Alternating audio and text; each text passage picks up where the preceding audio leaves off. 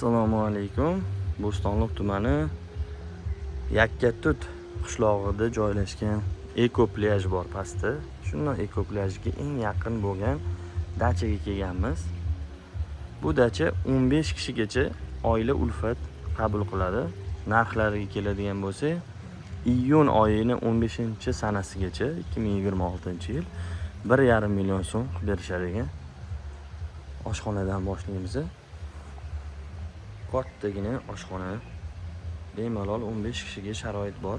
Idish tovoqlari ham 15 kishilik ekan. Stol. Hovlisi kattagina, prostorniy ekan. Siqilishib qolmaydi.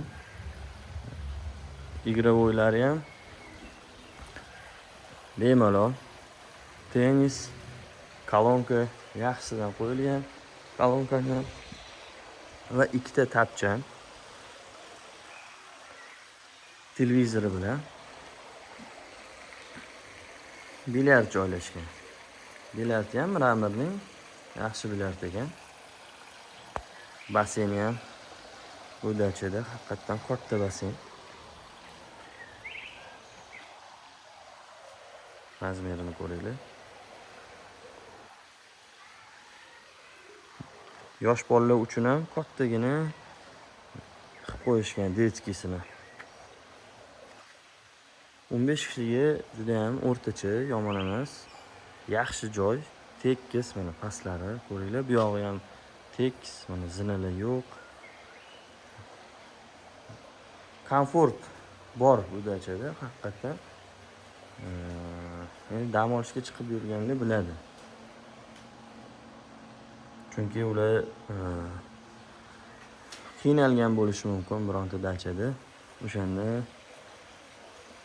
qanaqa dacha olish kerakligini ular ancha tushunib qolishadi.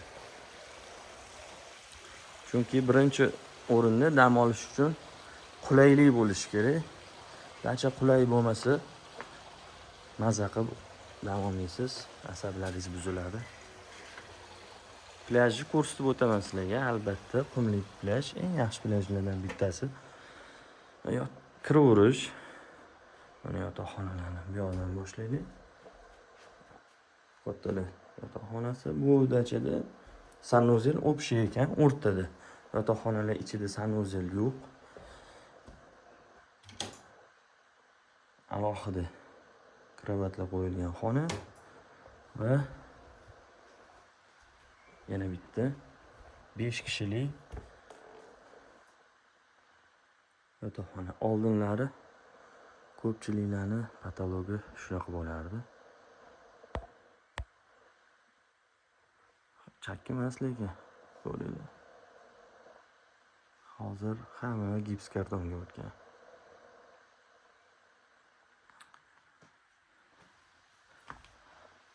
Bu yerda zali joylashgan.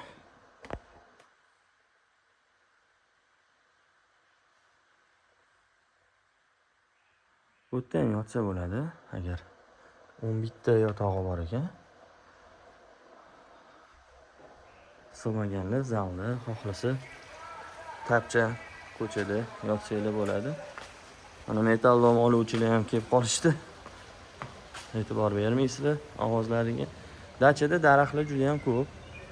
Katta daraxtlar bor ekan. Nok bilan gilos ekishgan ekan. Va o'rtada bitta xurmon daraxtini ko'rdim. Hozir ko'chasini ham ko'rsataman sizlarga.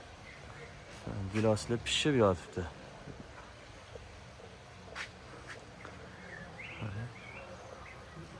Ulgurib qolsanglar shu giloslardan yeb ketasizlar.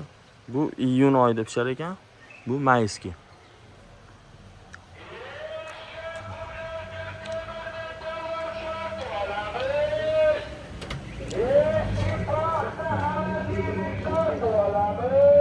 Plyajga shu yerdan tushiladi.